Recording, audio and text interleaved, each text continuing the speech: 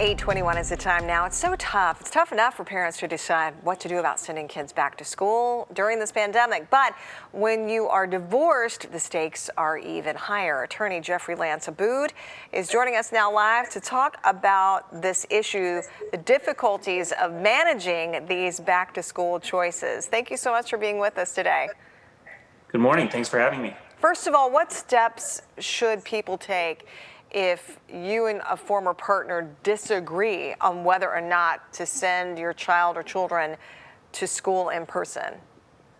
Well, the first thing is talk about it. And if you disagree right now, don't delay any longer. Some schools have already started up. Schools are starting up fairly soon. Contact an attorney and try to work it out. Sometimes it helps through an attorney or through mediation to resolve those issues. Otherwise, you're going to have to get in. Most separated parents share joint legal custody. And one of the decisions that the parents would have to agree on is school.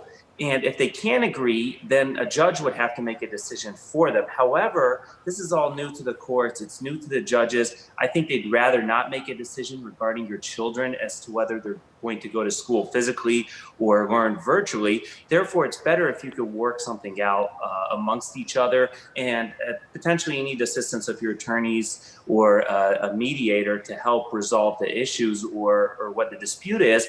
But again, the important thing is don't delay now. School's starting soon. To be able to get into court, especially with some limited accessibility to the courts and virtual hearings, I wouldn't delay any longer. It's important to make that decision right now, or at least make a decision to have somebody help you in determining what the best thing is for your children to do. Same rule of thumb for daycare, childcare? Yes, absolutely. Absolutely. So what if your former partner does not plan to help with online learning? Can you restrict custody?